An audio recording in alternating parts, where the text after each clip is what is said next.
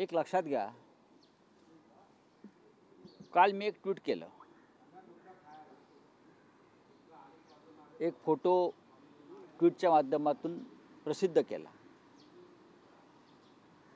मी त्याच्यामध्ये कोणताही पक्ष, कोणताही नेता, कोणती संघटना याचं नाव घेतलं नाही.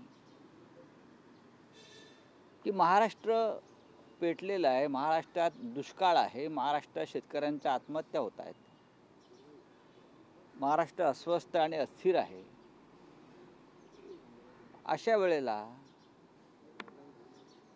महाराष्ट्रातल्या जबाबदार व्यक्ती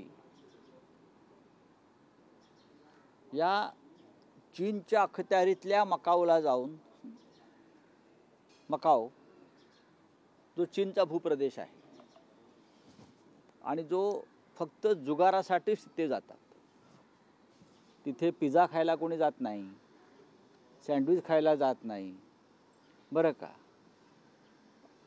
तिथे काय फार निसर्गरम्य वातावरण आहे, थंड हवेचं असं नाही. मकाऊ असेल, बँकॉक असेल, पण जायला हरकत नाही. माणसानं ह्या सगळ्या गोष्टी शिकल्या पाहिजेत, अनुभव घेतला पाहिजे, पाहिलं पाहिजे, निरीक्षण केलं पाहिजे. आणि अशा ठिकाणी जाऊन बसणं हा सुद्धा गुन्हा नाही. मी कुठे म्हटलं गुन्हा आहे म्हणून आम्ही, पण तुम्ही खोटं बोलता हा गुन्हा आहे.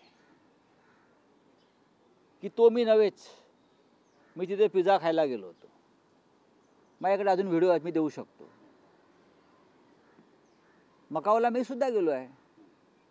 खूप वर्षापूर्वी मकाऊची जेव्हा उभारणी सुरू होती तेव्हा एक गाव कसं उभं राहत आहे हे मी पाहिलं आणि सामनात लिहिलंय त्याच्यावरती.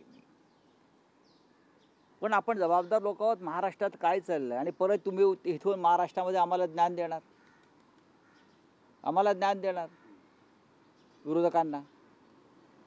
भारतीय जनता पक्षाला हे अंगावरती ओढून घ्यायची गरज नव्हती. कशा करता? आता प्रत्यक्षदर्शी असं सांगतो, त्या रात्री त्या फोटोतल्या व्यक्तीनं 3.5 कोटी रुपयाचे पोकर्स विकत घेतले. आता पोकर्स काय मला नंतर कळलं, पोकर्स ही करन्सी है. त्या गैम्बलिंग में जो करन्सी लगता है, पैसा दो आप डॉलर्स वगैरह और ले लो, पोकर्स है. कल मुझे किसी ने समझाया पोकर्स है. उनके सामने पिज़्ज़ा नहीं है, सैंडविच नहीं है, ये पोकर्स है, कॉइन्स है, पोकर्स बोलते हैं उसको. ये मुझे बताया गया, ये मुझे नहीं मालूम. तो 3.5 करोड़ के पोकर्स. उनके साथ और भी लोग थे उस महाशय के साथ. उस महाशय ने भी 2 करोड़ 3 करोड़ के पोकर्स खरीदी किए वहाँ. तो अच्छे दिन आ गए हैं बीजेपी के लोगों को. अगर बीजेपी कहते कि हमारे नेता है तो उसके मतलब है महाराष्ट्र के देश की जनता को नहीं, लेकिन आपके लोगों को अच्छे दिन आ गए हैं. हाँ मग बोला, कुटुंबियांसोबत गेले होते असं सुद्धा त्यांनी स्पष्टीकरण. मग बरोबर आहे ना, मी काय म्हणालोय का? पण जे छायाचित्र प्रसिद्ध झालं त्यात त्यांचं कुटुंबीय कुठे आहे का? कुटुंबिया समेत जायला काहीच हरकत नसते. तुम्ही एवढं मनाला लावून का घेताय? कशा करता? आणि एवढी टोळधाड जी सोडताय दीडदंबडीच्या आमच्यावर, त्याची काय गरज आहे का?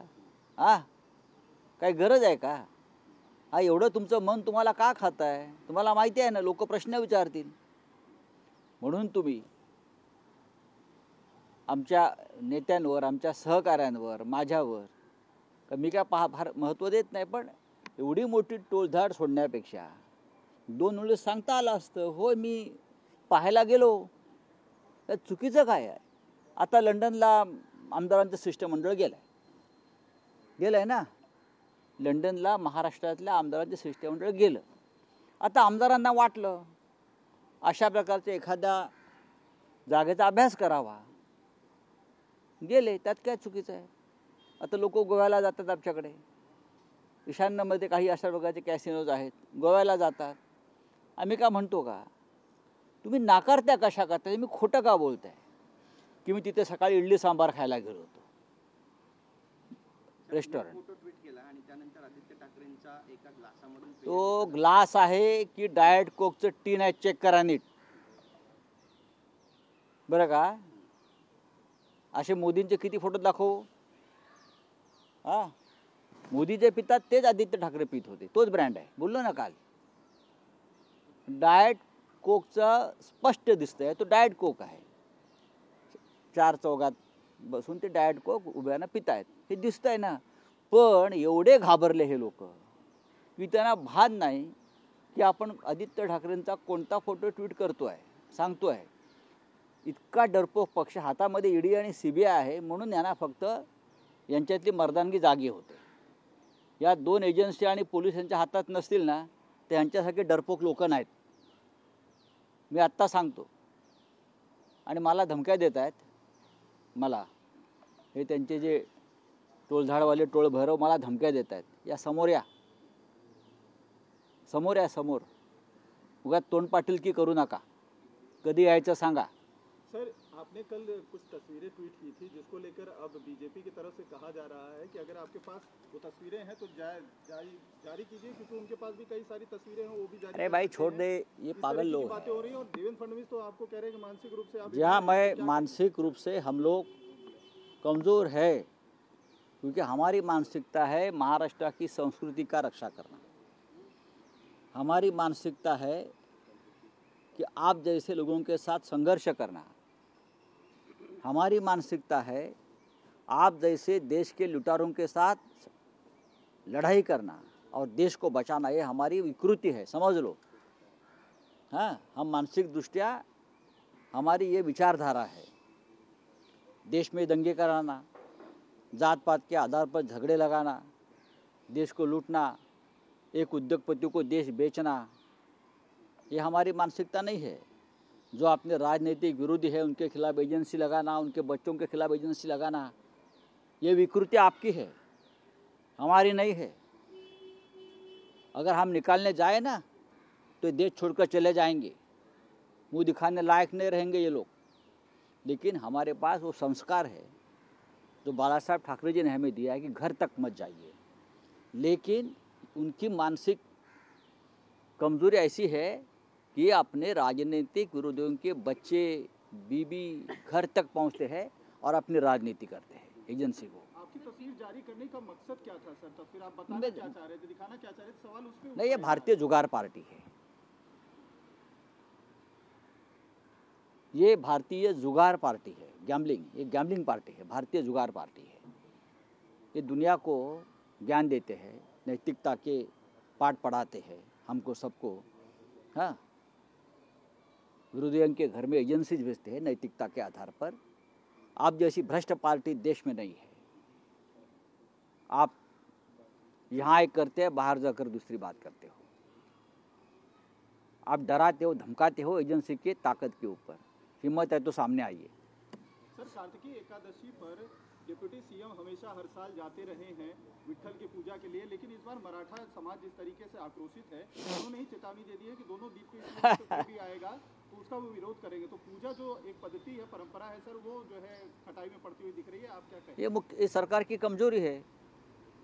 अगर सरकार इस राज्य के जो प्रमुख भगवान है, कुलदेवत है, उनकी पूजा नहीं कर सकते तो उनकी ये कमजोरी है. बैठकर बात करनी चाहिए, जाना चाहिए, पूजा करनी चाहिए. आप हिंदुत्ववादी है ना, अपने आप को हिंदुत्ववादी मानते हो ना, तो आप हमारी राज्य की कुलदेवता को, आप कार्तिक एकादशी को पूजा के बिना कैसे छोड़ सकते हो?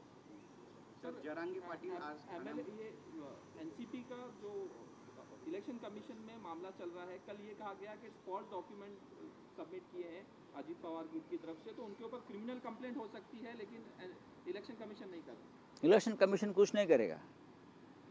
ना इलेक्शन कमीशन करेगा, ना राज्यपाल करेगा, ना विधानसभा के स्पीकर करेगा. मैंने पहले भी कहा है, ये भारतीय जनता पार्टी के आज जो दिल्ली में सत्ताधारी बैठे हैं उनके तोते हैं सब. इलेक्शन कमीशन, राज्यपाल, सभी को एक स्वाभिमान की जो रीढ़ की हड्डी चाहिए वो नहीं है. जब मैं ये आज के इलेक्शन कमीशन को देखता हूँ तो मुझे शेषन साहब की याद आती है. शेषन साहब ने जो एक रीढ़ की हड्डी दी थी इस इलेक्शन कमीशन को, वो अब नहीं है. तो ये तो जब ऊपर से आदेश आएगा, उस आदेश के मुताबिक ये इलेक्शन कमीशन काम करेगा। शिवसेना के बारे में यही हुआ, अब एनसीपी के बारे में भी ये हो सकता है। आजपासून आमदार अपात्रतेवर सुनावणी आहे. राहुल नार्वेकर म्हणतात की योग्य तो निर्णय दिला जाईल. योग्य म्हणजे काय असतं? वकील आहेत ते. योग्य म्हणजे काय असतं? इतका वेळ, 1 वर्ष, 1.25 वर्ष योग्य निर्णय घ्यायला लावतात विधानसभेचे अध्यक्ष, ज्याला आम्ही ट्रायब्युनल म्हणतो. ट्रायब्युनल, तुम्हाला निर्णय घ्यायचा आहे, तुम्हाला एक घटनाबाह्य सरकार या राज्यावर राज्य करताय आणि तुम्ही घटनात्मक पदावर बसलेला आहात. हां, घटनाबाह्य सरकार म्हणजे चोर लफंग्यांचं सरकार, लक्षात घ्या. तुम्ही चोर लफंग्यांना समर्थन देत आहे, त्यांना संरक्षण देत आहे. अशा व्यक्तीने घटनात्मक पदावर बसणं हा देशाच्या घटनेचा अपमान आहे. मग ती इलेक्शन कमिशन असेल, विधानसभा असेल, राज्यसभा असेल, लोकसभा असेल, अशा घटनात्मक पदावर ज्याला घटनेची चाड नाही त्यांना बसू नये. अब्यूज किया है ऐसा कहा जा रहा है। किसको? मल्लिकार्जुन खड़गे ने वर्बली अब्यूज किया है पीएम मोदी के फादर को, और मोदी ने इसके ऊपर रिप्लाई किया है कि ऐसे तो नहीं थे खड़गे जी आप, क्या हुआ आपको? मुझे मालूम नहीं. देखिए, खड़गे साहब जवाब देने के लिए बहुत समर्थ व्यक्ति है. हाँ, तो खड़गे साहब जवाब देंगे उस बारे में, और पूरी ताकत से जवाब देंगे. फडणवीस साहेब ज्या पद्धतीने तुमच्यावर हा? टीका झाली आहे, मनोरुग्ण म्हणून तुम्हाला म्हणताय. हम आहे ना मनोरुग्ण. मी महाराष्ट्राच्या हिताचा विचार करणं. आज हुतात्मा दिन आहे. 105, 107 हुतात्म्याने या महाराष्ट्रासाठी बलिदान दिलं, त्यांचं आम्ही स्मरण करतो. त्याच्यावेळी आम्ही करतोय. किंवा आम्ही मुंबईसह महाराष्ट्र भांडवलदारांच्या घशात, म्हणजे भारतीय जनता पक्ष जे अडाणीच्या घशात घालू इच्छिते त्या अडाणीला विरोध करतो. त्याच्यामुळे त्यांच्या दृष्टीने आम्ही मनोरुग्ण आहोत. हा, धारावी विकून एका उद्योगपतीला संपूर्ण मुंबईची सूत्र, मुंबईसुद्धा विकण्याचा डाव जे रस्ता आहेत मराठी माणसाची, त्याला विरोध करणं, हा जर मनोरुग्णतेचा प्रकार असेल तर आम्ही आहोत म्हणावं. पण हा महाराष्ट्र तुम्हाला हवा आहे त्या पद्धतीनं मुंबई महाराष्ट्र आम्ही कोणाच्या घशात घालू देणार नाही.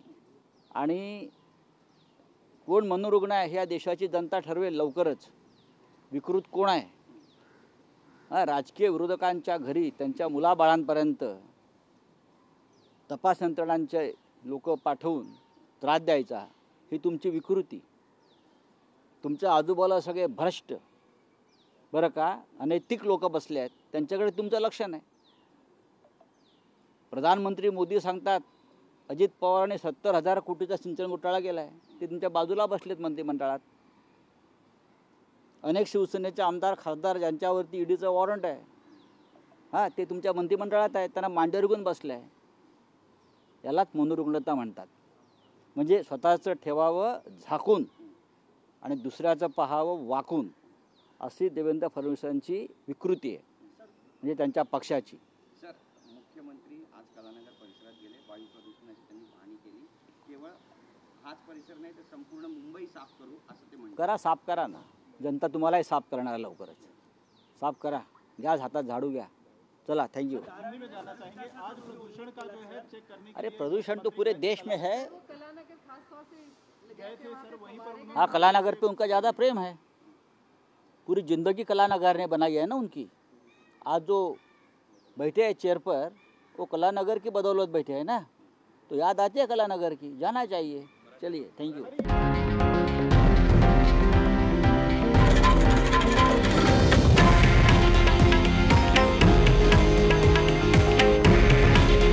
हे आहे देशातील नंबर 1 न्यूज नेटवर्क आणि आपण पाहत आहात TV9 मराठी.